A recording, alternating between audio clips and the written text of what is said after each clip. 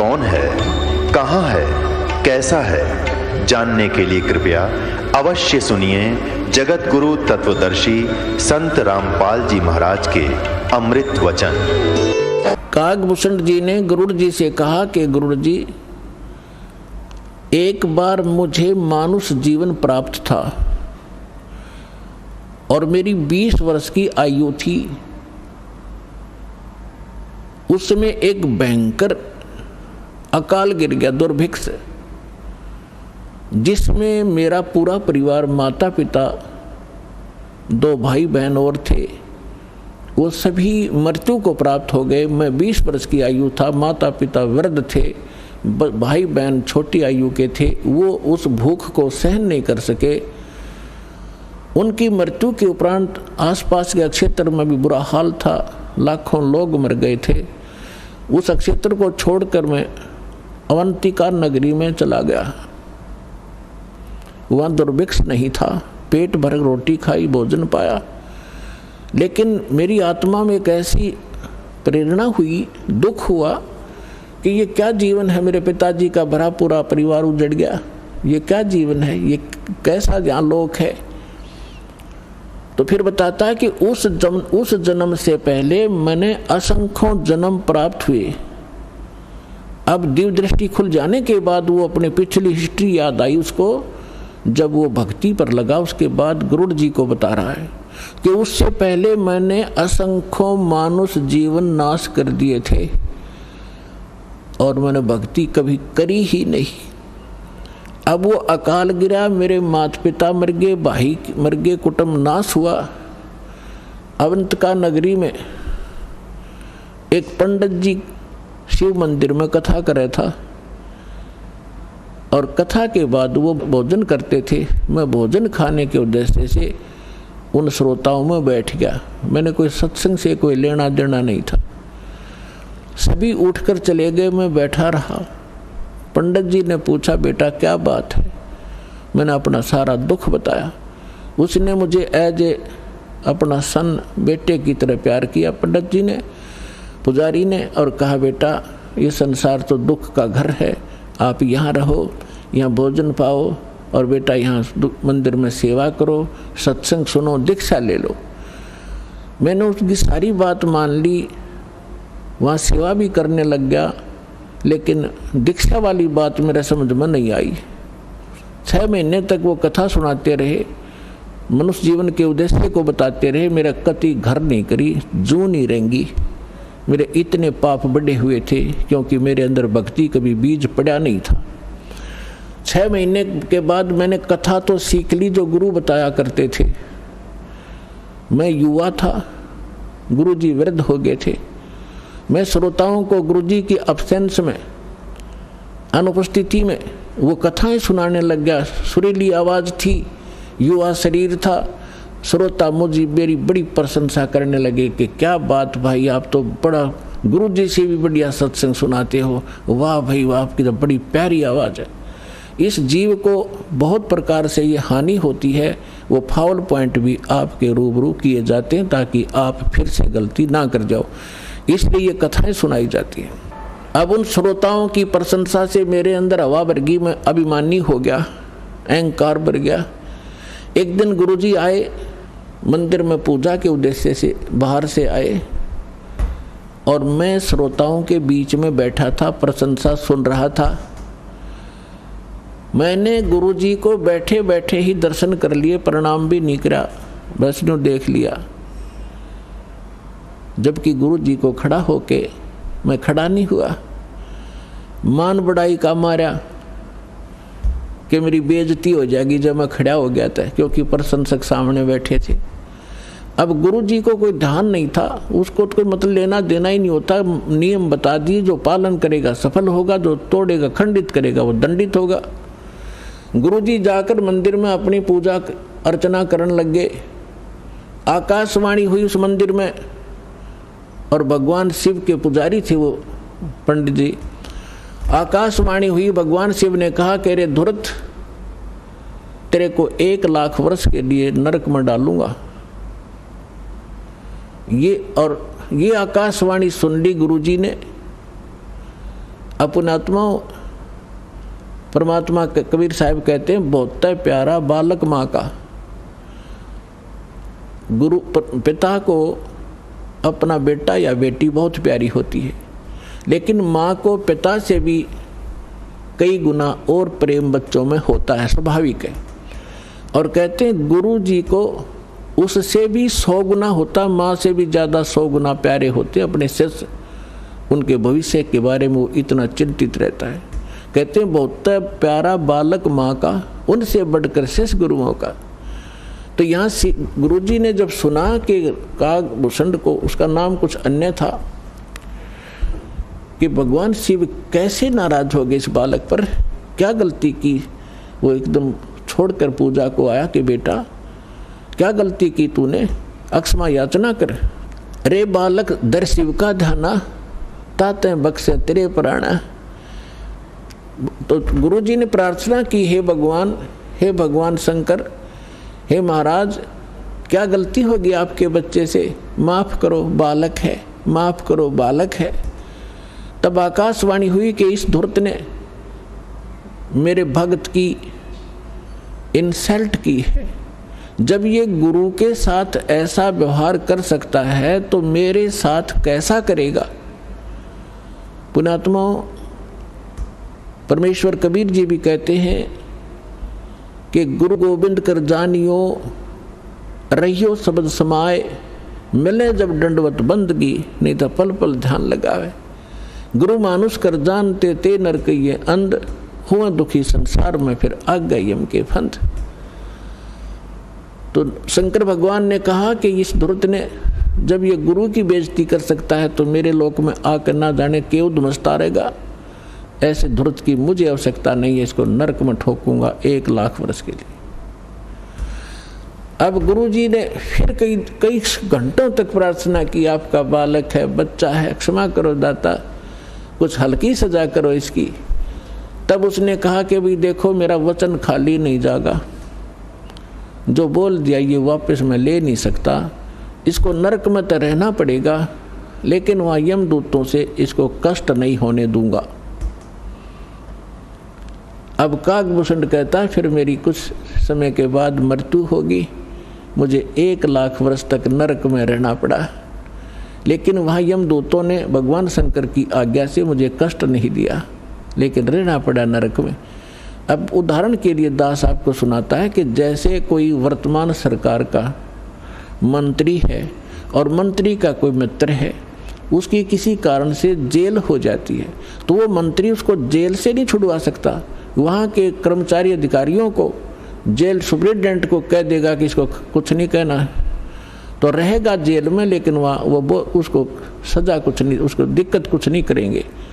तो वह सज़ा तो होएगी, वह दिक्कत हो या ना हो, कहने का भाव ये। तो फिर ये कागभूषण क्या बताता है कि उसके बाद मैं 1 लाख वर्ष यम उस नरक न भोगे के फिर मेरा जन्म हुआ। तो एक लोम उसमें मेरा भक्ति बीज गिर गया, वो उस जन्म में, उससे पहले मेरा भक्ति बीज पड़ा नहीं था। उसके बाद फिर देखो, कहते मेरा जन्म हुआ, भक्ति की प्रेरणा बनी रही, इधर उधर भटकता रहा, संतों के पास गया, और जैसे कुछ संतों से ऐसा वैसा ज्ञान सुना कि भगवान तो निराकार है, निर्गुण है, उसी की भक्ति करनी चाहिए, सरगुण की भक्ति से कोई लाभ नहीं है। ये मेरे आत्मा में अन्य संतों से ज्ञान ग्रहण करके घर कर गई थी। अब बात एक दिन लोमस ऋषि कथा कर रहे थे, वहाँ जाकर मैं कथा सुनूं था, और लोमस ऋषि जी सरगुण के ऊपर कथा कर रहे थे, सरगुण भगवान के ऊपर। तो मैंने कहा कि ऋषि जी, सरगुण तो सब नाश हो जाए, मैं तो हूँ निर्गुण का अधिकारी, मुझे तो निर्गुण कथा सुना भगवान की। लोमस ऋषि ने बहुत से प्रमाण दिए कि बेटा, सरगुण बिना निर्गुण क्या गावे। अगर भगवान को आपने सरगुण में नहीं देखा तो निर्गुण का क्या लाभ उसका। अब जैसे वृक्ष बीज के माही है, जैसे वृक्ष बीज के अंदर वृक्ष होता है, जैसे वृक्ष बीज सब ठोरा, जब उग गए तब दिखे मोरा। एक आम का गुठली है, और वह गुठली के अंदर वो आम निर्गुण रूप में है, निराकार समझो, जैसे तुम निराकार कहते हो। तो उस निराकार का क्या करेगा? आम का तो ये बता देंगे इस गुठली में आम है, पेड़ है, पूरा वृक्ष है इसके अंदर। तो इसके बताने से तुझे क्या लाभ हुआ? अब उस बीज को बीजा जावे गुठली को, फिर वो पौधा बने, फिर वो पेड़ बने और फिर वो आम लगे। तो सरगुण बिना निर्गुण किए गावे। तो भगवान का लाभ जो है सरगुण से ही होगा, निर्गुण के गीत गान तो नहीं होगा। अब कहने लगे मेरे ये उदाहरण बहुत से उन्होंने दिए पर मेरी बुद्धि में ग्रहण नहीं हुए। मैं उनके साथ ऊट पटांग अभद्र तरीके से प्रश्नोत्तरी करता रहा, यानी मजाक तौर पे। लोमस ऋषि ने मुझे श्राप दे दिया कि तेरा चंडाल के घर जन्म होना चाहिए, तेरे जैसे दुष्ट कार्य चंडाल, चंडाल बन। अब मुझे इतना एहसास हुआ कि मेरे से गलती हुई, मैंने क्रोध नहीं माना और मैं जो भी उन्होंने मुझे फटकारा डांटा, मैं ऐसे मायूस होकर देखता रहा। फिर मैंने हाथ जोड़कर चरण पकड़ के प्रार्थना की, हे ऋषि जी, इस दास को जन्म तो कहीं दे देना पर एक आशीर्वाद दे दो, मुझसे गलती तो बन ही गई कि मेरी इस भक्ति की भूल ना पड़े। तब उस ऋषि ने वो आशीर्वाद दे दिया, ठीक है बेटा, जन्म तो तेरा चंडाल काग के घर होगा लेकिन भक्ति बनी, याद बनी रहेगी भगवान की। तो फिर उसने बताया कि एक काग, चंड नाम का काग था देवता, और ब्रह्मा जी की पत्नी अपनी हंसनी को लेकर जो ऋतु पर आई थी उसको गर्भवती कराना था, काग चंड के यहाँ लेगी। उनके संयोग से फिर मेरा जन्म हुआ। ऊपर से मुंह तो मेरा काग का है और नीचे का सारा शरीर देवताओं जैसा मनुष्य का है उसका। तो कहने का भाव दास का ये है। फिर क्या बताया उसने कि फिर जो मुझे आज जो वस्तु मिली, जो भक्ति मिली, एक जोगजीत नाम के संत मिले, ये परमात्मा थे। कहते हैं गोता मारूं स्वर्ग में जा बैठूं पाताल, गरीब दास ढूंढता फिरूं अपने हीरे मोती लाल। कहते फिर जोगजीत नाम के एक संत मिले, वही परमात्मा स्वयं संत रूप में कहीं भी प्रकट हो जाते हैं। तो उन्होंने मुझे वो ज्ञान सुनाया, गुरु जी मैंने कभी सुना नहीं था, लेकिन प्रारंभ में जब मैंने ज्ञान सुना मेरे मन में बड़ा जो है दुख हो रहा था कि ये विष्णु जी और ब्रह्मा जी और शिव जी से ऊपर कोई शक्ति बता रहा है। लेकिन मुझे वो डर था कि संत के साथ बेअदबी नहीं करनी चाहिए, क्योंकि मैं पहले भुगत भोगी था। लोमस ऋषि के साथ मैंने उठपटांग प्रश्नोत्तरी करके मैं बड़ा दुख पाया था। मैं उनसे विवाद नहीं किया, लेकिन नम्रता से प्रश्न करता रहा, मन में फिर करता रहा।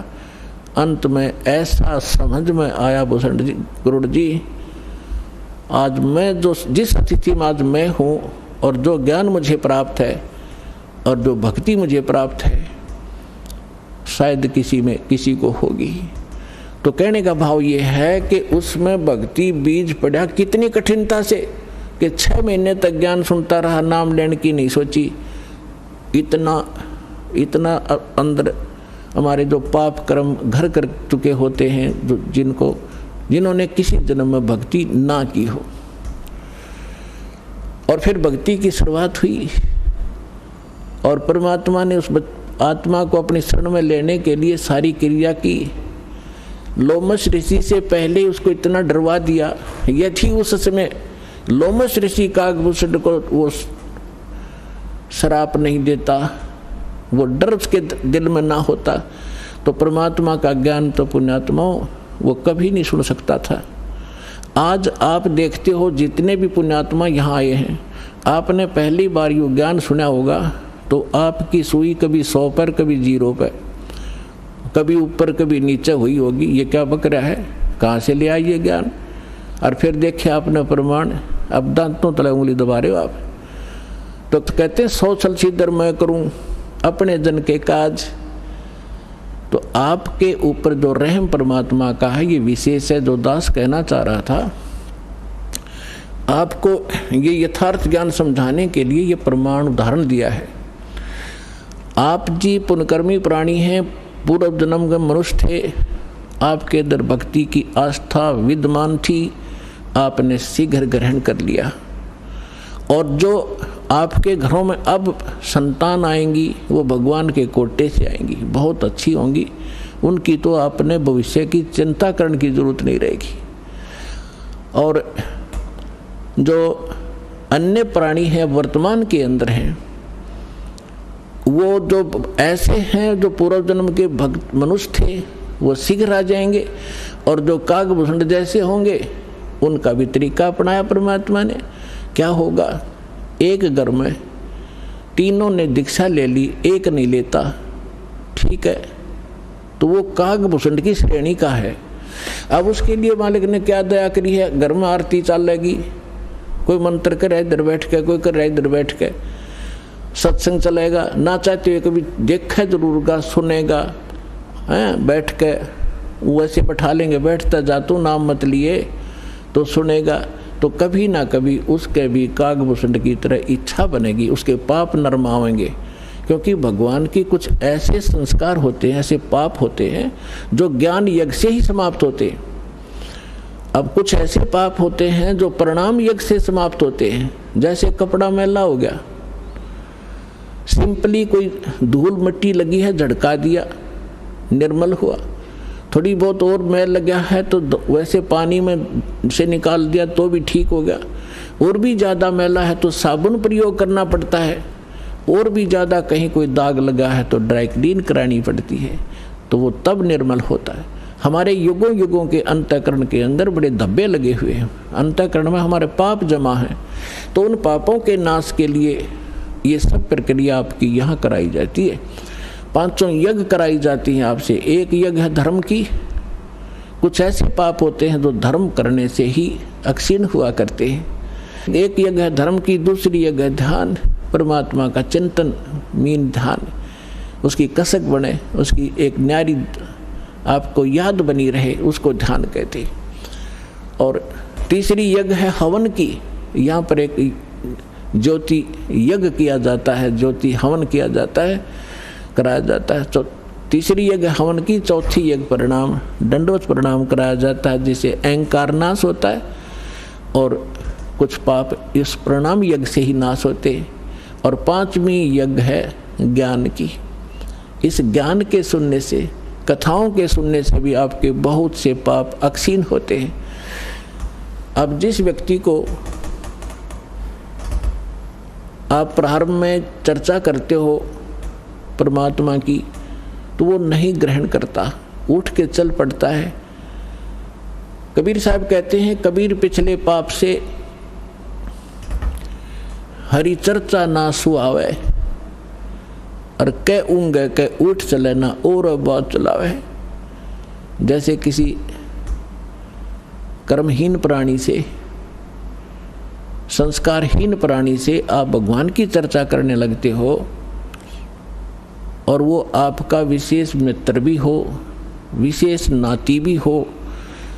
अब जो ऐसा वैसा व्यक्ति होगा तो 2 बात सुनते उठकर चला जाएगा, ठीक है मैं फिर आऊँगा, मुझे काम जरूरी है, क्योंकि उसको वो अच्छा नहीं लग रहा, उसको सुहा नहीं रही। और कोई ऐसा मित्र होगा कि उठ नहीं सकता तो नींद आने लग जाएगी, लटके लेगा थोड़ी देर में। या फिर कोई विषय बदल देगा कि सुन मेरी बात सुना, सा है वहाँ फलाना था, सा फलाना था, वहाँ जाना है, वहाँ चलेगा। वो सुन ही नहीं सकता, क्योंकि उसको वो अच्छा नहीं लग रहा। तुलसीदास जी कहते हैं, तुलसी पिछले पाप से हरि चर्चा ना भावे। भावा माने अच्छी नहीं लगे। जैसे कहते हैं मैंने, मुझे रोटी नहीं भाती, मुझे नहीं अच्छी लगती। तुलसी पिछले पाप से हरि चर्चा ना भावे, और जैसे जवर के वेग से भूख विदा हो जा। अब जिस व्यक्ति को बुखार हो गया हो, जवर हो जा, मलेरिया, तो उसको कोई भी पदार्थ है वो कड़वा लगता है, महसूस होता है। जैसे रोटी खाएगा, एक टूक एक ग्रास नहीं खा सकता, वो कड़वा लगता है, थूकने को दिल करता है। ना काजू खा सकता, ना किशमिश खा सकता। मनुखा दाग को भी कड़वी बताता है। अपने आत्माओं ना मनुखा दाग कड़वी है, ना वो भोजन कड़वा है, ना खीर कड़वी है। कड़वा क्या है कि उसके बुखार ने, जवर ने, टेम्परेचर ने उसके शरीर की व्यवस्था इतनी बिगाड़ दी कि उसको मीठी वस्तु भी कड़वी लग रही है। अब उसका ट्रीटमेंट क्या है, उसका विकल्प क्या है कि उस मलेरिया बुखार को नरम करना पड़ेगा। बुखार उतरे बिना वस्तु स्वादिष्ट लगे नहीं। अब रोटी कड़वी लग रही है, मनुखा दाख कड़वी लग रही है, तो उसका ट्रीटमेंट क्या है? कड़वी गोली ही खानी पड़ेंगी कुनीन की, और ना चाहते भी खानी पड़ेंगी। और उनके खाने से फिर वो जबर ठीक होगा। जब जबर उतर जाएगा और फिर देखना, सूखी रोटी सब्जी छोड़ भूख लगेगी। जब घर वाले कहें सब्जी बना दो ना, रोटी दे फटाफट, सब्जी तो फिर देखूंगा। और पहले सब कुछ आगे रख देते थे तो भी खाने को दिल नहीं करता था। ठीक इसी प्रकार जो प्रथम बार जिसके ऊपर परमात्मा रजा बख्शते हैं किसी भी कारण से, किसी की माध्यम से सत्संग सुनाने की, तो वो ऐसा व्यक्ति जिसके पिछले पाप कर्म घने बढ़े हुए हैं, तो उसकी आत्मा के अंदर उस जबर के कारण उस मीठी वस्तु परमात्मा की चर्चा ग्रहण करने का वो व्यवस्था नहीं है, वो खराब हो चुकी है। तो उसके लिए क्या तरीका है कि ना अच्छी लगे तो भी सत्संग में बैठा रहे और सुनता ही रहे, जैसे कैसे भी सुनता रहे, चाहे अच्छी लगो या ना लगो। तो उस परमात्मा के वचन में, परमात्मा की वाणी में इतनी शक्ति है कि वो ना सुने, चाहे वहाँ वैसे बैठा रहे, और चाहे वो सो भी जहाँ आरती चल रही हो, बाल जैसे कोई लेट गया, नींद आ गई, चलो लेट जा, सत्संग चल रहा है तो बैठ गया, बैठा रहे, चाहे कुछ भी सोचता रहे, ना सुने, चाहे दूसरे कमरे में बैठ जा लेकिन कानों में ये सुनती हो, तो वहाँ भी असर करेगी ये वाणी। उसके शरीर के पाप को, अंतःकरण के वो पाप काट दिए जाएं, कट जाएंगे जो ज्ञान यज्ञ से कटने होते हैं। अब जैसे एक पहले क्या होता था, सभी उपचार आध्यात्मिक तरीके से होते थे। वो भक्ति तो उनके पास थी नहीं, साधु संतों के पास। जनता में खाना रोटी प्राप्त करने के लिए वो क्या करते थे, कोई जंतर मंत्र सिद्ध कर लेते थे। कोई तो सांप का, सर्प का जहर उतारने का मंत्र सिद्ध कर लिया, किसी ने बिच्छू आदि का जो जहर विष उतारने का मंत्र सिद्ध कर लिया, किसी ने कोई जाड़ जोड़ झाड़न का मंत्र सिद्ध कर लिया। ये कोई मोक्ष मार्ग तो नहीं था उनके पास, पर ऐसे सिद्धि कर लेते थे। तो जैसे एक सर्प का विष उतारने वाला व्यक्ति एक मंत्र सिद्ध कर लेता है, और जिसको सर्प ने डस रखा है वो अचेत पड़ा है, बेहोश पड़ा है, और वो जो सर्प का विष उतारने वाला व्यक्ति एक मंत्र बुदबुदाता है, बोलता है। वो अचेत व्यक्ति ना उसको सुन पा रहा है, ना समझ पा रहा है, और तो भी वो अपना काम कर रहा है, उसके विष को उतार देता है। वो व्यक्ति सचेत हो जाता है, उसका जीवन दान हो जाता है। ठीक इसी प्रकार परमेश्वर की जो अमर वाणी है कबीर साहब और गरीबदास जी की, और उन महापुरुषों की जिनको भगवान मिले हैं, उनकी वाणी स्वसिद्ध होती है, उसको सिद्धि करने की आवश्यकता नहीं होती। और उस वाणी का उच्चारण जहाँ भी हो रहा हो, वहाँ चींटी पर भी, पशु पक्षियों पर भी, पेड़ पौधों पर भी उनका असर हो रहा है। वो दूसरी बात है कि उनके वो धीरे धीरे असर होगा, पेड़ पौधों पर बहुत देर में होगा, पशु पक्षियों पर उनसे शीघ्र होगा, और मनुष्य पर पशु पक्षियों से भी शीघ्र होगा उसका। और उसके बाद फिर वो जो व्यक्ति टर्न वाइज मनुष्य जीवन प्राप्त है, उनको भी परमात्मा इस विधि से अब अपने चरणों में लेंगे। तो जब धर्मदास जी को परमात्मा ने कहा कि भाई अभी ये मूल मंत्र और मूल ज्ञान, ये सार नाम अपने परिवार को भी मत बताना, अब धर्मदास जी को चिंता बनी। धर्मदास जी ने कहा, चिंता बनी कि हे भगवान, मेरे को आपने 42 वंश का आशीर्वाद दे दिया, क्योंकि धर्मदास जी एक अच्छी आत्मा थे, लेकिन संसार के व्यवहार में वो घनाग्रस्त था। पहले उनको एक पुत्र था नारायण दास, और नारायण दास निकम्मा था, काल का दूत था। उसने परमात्मा के ज्ञान को ग्रहण नहीं किया, एक भी वचन सुना नहीं, उठकर चला जाता था। तो धर्मदास जी को ये चिंता बनी, परमात्मा ने बताया।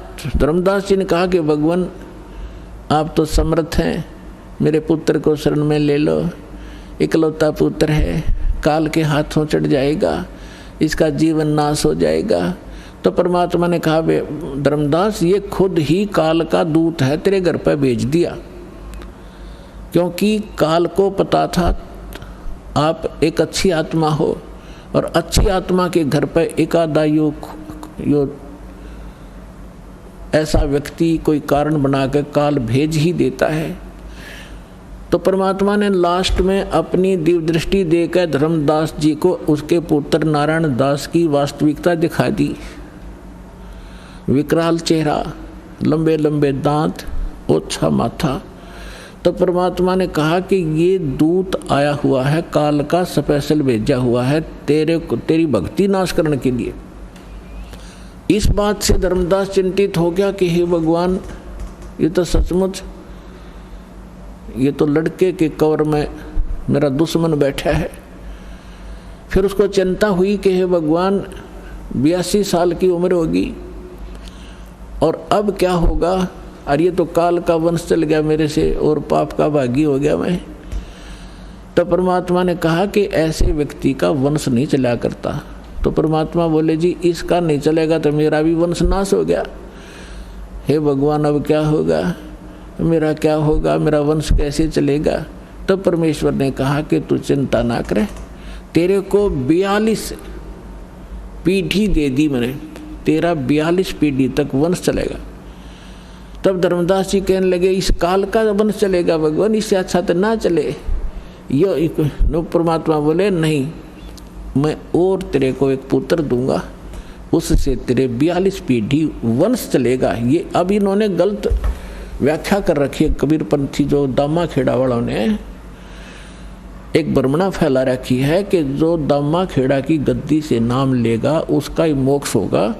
कबीर साहब ने 42 पीढ़ी को आशीर्वाद दे रखा है, 42 पीढ़ी को नाम देने का आशीर्वाद नहीं दे रखा। धर्मदास की चिंता मिटाने के लिए ये कहा था कि तेरे को 42 पीढ़ी का वंश दे दिया, तेरा वंश चलेगा और मोक्ष उसका होगा जो सद्भक्ति करेगा, पूरे संत मेरे अधिकारी संत से लेगा। तो फिर उसको 10 महीने के बाद एक चूड़ामणि उर्फ मुक्तामणि नाम का एक पुत्र उसकी पत्नी से जन्म हुआ परमात्मा के आशीर्वाद से। उनसे फिर उनकी ये 42 वंश चले। फिर धर्मदास जी को चिंता हुई, परमात्मा ने कहा कि अपने वंशजों को भी ये मूल ज्ञान नहीं बताना, मूल मंत्र नहीं बताना, सार नाम नहीं देना। अब धर्मदास जी ने फिर कलेजा पकड़ लिया और बैठ गया चिंता करके। परमात्मा बोले, क्या बात होगी भक्त?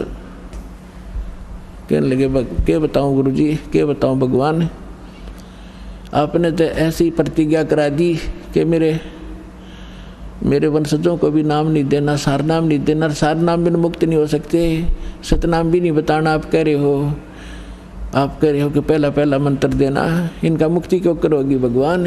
लाला जी था वो सेठ, धर्मदास जी बनिए के घर जन्म था उसका, वैश्य था। अब टोटे नफे को गणासी घर समझा था वो, तो उसको चिंता बन गई है, भगवान वंश तो दे दिया आपने, इनका ये पार क्यों करोगे? तब परमात्मा ने कहा कि तू चिंता ना करे, जब कलयुग के अंदर आगे चल के धर्मदास एक भक्ति समय आवेगा और उस समय सभी पार होंगे और मैं फिर आऊँगा और तेरे वंशजों को जो मंत्र दे दिया और ये मेरी वाणी पढ़ते रहेंगे ज्ञान यज्ञ, इससे भी मानव शरीर प्राप्त हो जाते हैं, लेकिन मोक्ष नहीं होगा। तो आप ये प्रथम मंत्र अपने वंशजों को, तेरे वंशजों को प्रथम मंत्र देंगे और ये वाणी मेरी वाणी का पाठ करते रहेंगे, इससे इनको मानव शरीर प्राप्त होते रहेंगे। तब धर्मदास जी ने कहा जी फिर मानव शरीर का क्या बनेगा, जब सार नाम नहीं मिला, सतनाम नहीं मिला था, वो ज्ञान से परिचित हो चुका था वो। तब परमात्मा ने कहा कि आगे चल के जब ये भक्ति योग शुरू होगा तब मैं फिर आऊँगा और फिर तो सारी सृष्टि को पार करूँगा, तेरे बच्चे भी पार होंगे, तेरे वंशज भी पार होंगे। अब क्या बता रहे परमात्मा कि धर्मदास एक बार मेरा और इस काल का, यहाँ के किस ब्रह्मांड के मालिक ब्रह्म का एक संवाद हुआ था। इसने मुझसे प्रतिज्ञा करा ली थी कि 3 युगों में जीव थोड़े ले जाना और चौथे युग में आप कितने ही जीव मुक्त करा लेना। तो मैंने इसको तथा वस्तु कर दी थी, ठीक है जो तू कह रहा है वो मुझे स्वीकार है। तो फिर क्या बताया परमात्मा ने कहा कि फिर मैंने उससे कहा था कि जब चौथा युग, जब कलयुग आई तब हम अपना अंश पठाई।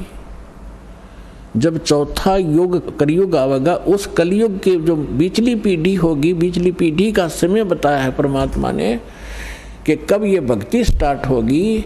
बीचली पीढ़ी कहाँ से स्टार्ट होगी, जब कलयुग बीतता 5500 पाचा, तब ये वचन मेरा होगा साचा। तो कलयुग जो है, जो 5505 कलयुग कब बीता है, सन 1997 से। और 1997 में इस दास को परमेश्वर कबीर जी प्राप्त मिले थे। उन्होंने कहा था कि अब ये सारनाम और सतनाम बेटा सार्वजनिक कर देना, मैं तेरे साथ रहूँगा, पूरा विश्व हमारे साथ होगा, सबका कल्याण करेंगे।